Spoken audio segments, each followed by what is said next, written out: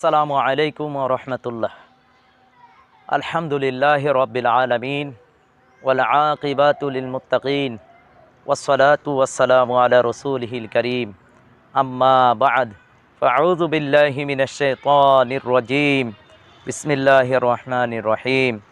ওয়া মা আহলাকনা মিন ক্বরিয়াতিন ইল্লা লাহা মুনজিরুন। কাছে ও দূরে, দেশে ও প্রবাসে যে যেখান থেকে আমাদের আজকের আলোচনা শুনছেন ও দেখছেন, অনুষ্ঠানের শুরুতে তৈয়বা মিডিয়া বাংলা চ্যানেলের পক্ষ থেকে আমি মোহাম্মদ রিদওয়ানুল ইসলাম যশোরী আপনাদের সকলকে জানাচ্ছি আন্তরিক মোবারকবাদ ও ধন্যবাদ। সম্মানিত দর্শক ও শ্রোতা, আমাদের আজকের আলোচনার বিষয়বস্তু হচ্ছে ধেয়ে আসছে দুর্ভিক্ষ, আমাদের করণীয় কি? আপনারা জানেন, আমরা বরাবরই একটি হাদিস আপনাদের সামনে উপস্থাপন করছিলাম, যেটি হুযায়ফা ইবনে ইয়ামান রাদিয়াল্লাহু তাআলা আনহু থেকে বর্ণিত।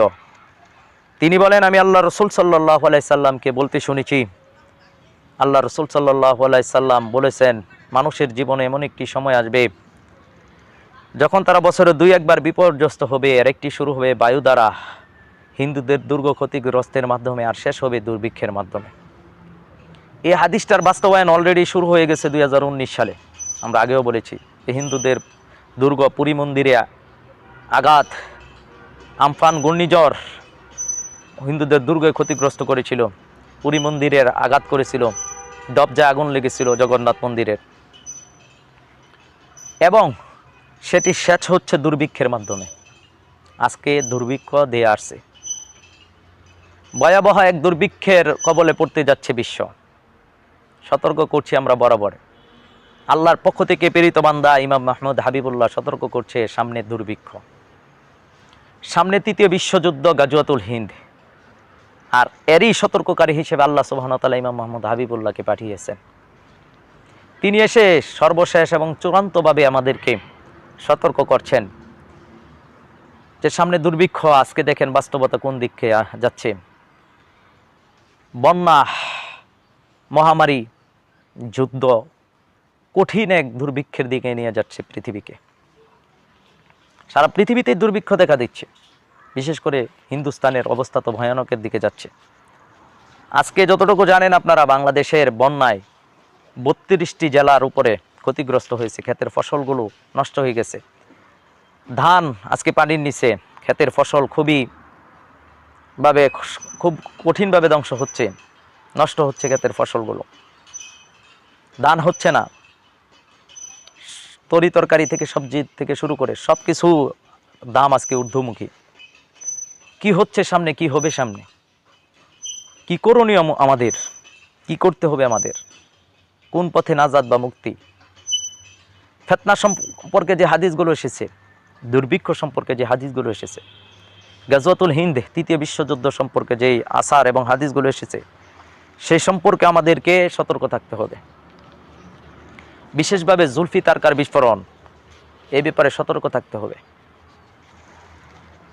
দেখেন, ইউসুফ আলাইহিস সালামের স্বপ্নের কথাটা আমরা এখানে বারবার বলতে পারি। ইউসুফ আলাইহিস সালাম কিন্তু স্বপ্নে দেখেছিলেন 7 বছর দুর্ভিক্ষ হবে। সেই সময় ইউসুফ আলাইহিস সালামের স্বপ্ন দেখে, এই স্বপ্নের কথা শুনে বুদ্ধিমান লোকরা কী করলো, কি পদক্ষেপ নিছিল? তারা ক্ষেতের ফসল ফলাইছে এবং সেই ফসল তারা জমা করে রাখছিল। দুর্ভিক্ষ আসার আগে এরা সতর্কতা অবলম্বন করছে, বাস্তবসম্মত পদক্ষেপ নিছিল। আর যারা অহংকারী ছিল, যারা দাম্ভিক ছিল, নির্বুধ লোকেরা ছিল, তারা ফসলও জমা করে না, উৎপন্ন করে নাই। ইউসুফ আলাইহিস সালামের কথা তারা গুরুত্বও দেয়নি। ফলশ্রুতিতে কি হয়েছিল? যারা সতর্ক হয়েছিল, ফসল জমা করেছিল, পরবর্তীতে তারা বিপদের সময়, 7 বছর দুর্ভিক্ষের সময় তারা তাদের জমানো ফসল খেতে, তাদের ফসল থেকে তারা উপকৃত হয়েছিল। অপরদিকে যারা জমা করে নাই, তাদের কি অবস্থা হয়েছিল? তাদের অহংকার তাদেরকে কোন দিকে নিয়ে গিয়েছিল? আজকে আসন্ন গাজওয়াতুল হিন্দ তৃতীয় বিশ্বযুদ্ধ, মহামারী, দুর্ভিক্ষ থেকে ইমাম মাহমুদ সতর্ক করছেন, যারা উনার কথায় সতর্ক হবেন এবং উনি যে পদক্ষেপ নিতে বলবেন সে পদক্ষেপ নেবেন, তাদের জন্য সুসংবাদ। যারা উনার কথা শুনবেন না, ওনাকে মানবেন না, তুচ্ছ তাচ্ছিল্য করবেন, অহংকার করবেন, দাম্মিকতা দেখাবেন, তাদের ধ্বংস অনিবার্য, তাদের মারাত্মক ক্ষতির সম্মুখীন হতে হবে। আল্লাহ পবিত্র কোরআনুল কারিমে বলছেন, আউযু বিল্লাহি মিনাশ শাইতানির রাজিম, ওমা হালাকনা মিন ক্বরিয়াতিন ইল্লা লাহা মুনজিরুন। আর আল্লাহ সুবহানাহু ওয়া তাআলা কোনো জাতিকে ধ্বংস করে না সতর্ককারী না পাঠিয়ে। সূরা শুআরা দেখেন, সূরা শুআরা আপনার 208 নম্বর হাদিস আয়াতটা দেখতে পারেন। এখানে আল্লাহ সুবহানাহু ওয়া তাআলা বলছেন যে আল্লাহ সুবহানাহু ওয়া তাআলা সতর্ককারী না পাঠায়া কোনো জাতিকে আল্লাহ ধ্বংস করে না। আসন্ন যে কিয়ামত, জাতিগত কিয়ামত, এর পূর্বেই আল্লাহ হিন্দুস্তানদের জন্য, হিন্দুস্তানিদের জন্য, হিন্দুস্তানের অধিবাসীদের জন্য আল্লাহ সতর্ককারী মুজাদ্দেদ হিসেবে ইমাম মাহমুদ হাবিবুল্লাহকে পাঠিয়েছেন। ইয়েমেনে পাঠিয়েছেন ইমাম মানসুরকে, খুরাসানি সোহাইব ইবনে সালেকে। আল্লাহ জাতিগত কিয়ামত ঘটার পূর্বেই সতর্ককারী বান্দাদেরকে আল্লাহ পাঠিয়ে দিয়েছেন। তারা এসে জাতিকে সতর্ক করছেন। সামনে তৃতীয় বিশ্বযুদ্ধ, সামনে গাজওয়াতুল হিন্দ, সামনে দুর্ভিক্ষ, ভয়াবহ দুর্ভিক্ষ। সেই সময়টা আমাদের করণীয়, সর্বপ্রথম করণীয় হচ্ছে আল্লাহর মনোনীত বান্দা ইমাম মাহমুদ হাবিবুল্লাহর কাছে গিয়ে ওনার দিক নির্দেশনা অনুযায়ী কাজ করা। উনি যখন যেভাবে বলবেন, যে কাজটি করতে বলবেন, সেই কাজটা করতে পারলেই সামনের দুর্ভিক্ষ থেকে বাঁচতে পারবেন ইনশাল্লাহ। ব্যক্তিগত উদ্যোগে করার চেয়ে বেশি ফলপ্রসূ হবে আল্লাহর মনোনীত বান্দা কখন কোন কাজটি কিভাবে করতে হবে সেটি নির্দেশনা দিবেন। তিনি নিজ থেকে দিবেন না, ওনাকে আল্লাহ সুবহানাহু ওয়া তাআলা ইলহামের মাধ্যমে শিক্ষা দিচ্ছেন, আল্লাহ ওনাকে অবহিত করছেন। সুতরাং ওনার কাছে গেলে নাজাত পাবেন, মুক্তি পাবেন, দিশা দর্শন পাবেন। বিজয় কিভাবে আসবে সেটি ওনার কাছে আল্লাহ সুবহানাহু ওয়া তাআলা জানিয়েছেন। কোন পথে কোন পদ্ধতিতে আগাইলে মুসলমানদের জানমালের নিরাপত্তা হবে সেটার দিশা দর্শন আল্লাহ সুবহানাহু ওয়া তাআলা দিয়ে ওনাকে পাঠিয়েছেন। দুর্ভিক্ষের সময়, আযাবের সময় করণীয়টা কায়, নিরাপদ জায়গাটা কোথায়, কোথায় গেলে নিরাপত্তা পাবেন, আপনার মা বোনের নিরাপত্তা কোথায়, মা বোনদের নিরাপত্তা কোথায়, মুসলিম যুবতীদের নিরাপত্তা কোথায়, বাচ্চাদের নিরাপত্তা কোথায়, এটার জন্য আপনাকে ইমাম মাহমুদ হাবিবুল্লাহর কাছে যেতে হবে। আল্লাহ সুবহানাহু ওয়া তাআলা নিরাপত্তা দান করেন মনোনীত বান্দাদের মাধ্যমে। যেমন নূহ আলাইহিস সালামের সময় আল্লাহ সুবহানাহু ওয়া তাআলা নিরাপত্তা দান করেছিলেন একটা নৌকাতে আরোহণ করায়া। মুসা আলাইহিস সালামের সময়ে নিরাপত্তা দান করেছেন আল্লাহ, ফেরাউন এবং তার দল বলদেরকে আল্লাহ ধ্বংস করেছেন। আর মুসা আলাইহিস সালাম এবং তার অনুসারীদেরকে আল্লাহ নীল নদ পাড়ি দিয়ে নিরাপত্তা দান করেছেন। শুআয়ব আলাইহিস সালামের জাতি, হুদ আলাইহিস সালামের জাতি, সালেহ আলাইহিস সালামের জাতি, লূত আলাইহিস সালামের জাতি, সবাইকে আল্লাহ নিরাপত্তা দিয়েছেন বিশেষ জায়গায়। ইভেন আসহাবে কাহাফের যারা ছিলেন তাদেরকে আল্লাহ জালিমের ভূখণ্ডের ভিতরেও নিরাপত্তা দিয়েছেন। সুবহানাল্লাহ, এই আয়াত থেকে শিক্ষা আছে। সামনে জালিমের ভূখণ্ডের ভিতরেও নিরাপদ ভূমি থাকতে পারে, নিরাপত্তা থাকতে পারে, থাকবে, এটাই স্বাভাবিক। আল্লাহ এভাবেই নিরাপত্তা দান করছেন, করবেন।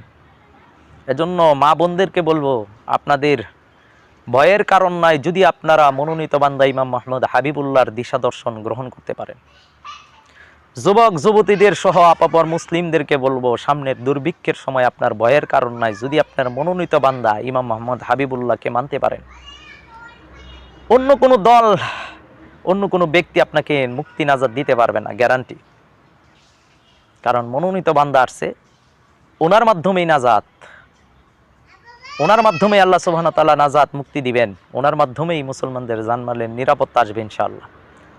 সামনে দেখেন কি হয়, সামনে দেখেন কি হয়, আযাবের সময় করণীয়টা কি, কোথায় যাবেন, কি করবেন, কোন জায়গাতে গেলে নিরাপত্তা পাবেন, ভয়ঙ্করভাবে দিয়ে আসতেছে। আমি বরাবর বলতেছি, দেখেন মধ্যপ্রাচ্যের দিকে তাকায়া, তাদের বিল্ডিং কি তাদের রক্ষা দিতে পারতেছে? তাদের গাড়ি বাড়ি তাদেরকে কি রক্ষা করতে পারতেছে? নিরাপত্তা লাগবে। এজন্য হিজবুল্লাহ, হামাস এরা জ্ঞানী, যার কারণে তারা ট্যানেল তৈরি করছেন। বাংলাদেশে তো ট্যানেলও নাই, কোথায় যাবেন? হিন্দুস্তানে তো ট্যানেলও নাই, কোথায় যাবেন? অবশ্যই আল্লাহর পক্ষ থেকে নিরাপদ ভূমি লাগবে, নিরাপত্তা লাগবে। সেই নিরাপত্তা পাবেন কোথায়, কার কাছে গেলে পাবেন, কোন জায়গায় গেলে পাবেন? কেন বুঝতেছেন না? সামনে ভয়ঙ্কর বিপদ, মিসাইল হামলা শুরু হলে আপনি বিল্ডিং থাকবে?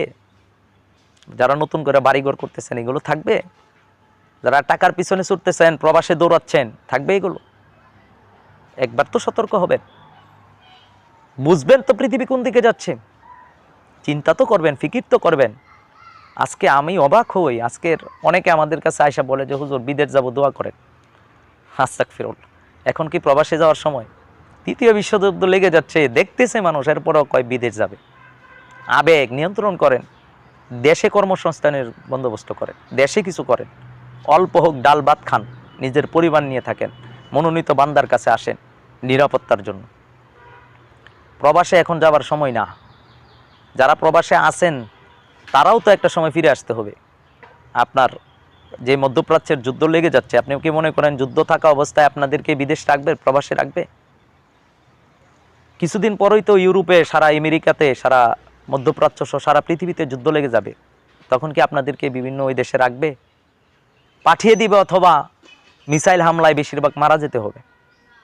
এজন্য বলবো সতর্ক হন, কখন কি করতে হবে এখনই তাড়াহুড়া করবেন না। প্রবাসে যারা আছেন আপনারা এখনই তাড়াহুড়া করবেন না, দেশে যারা আছেন তাড়াহুড়া করবেন না।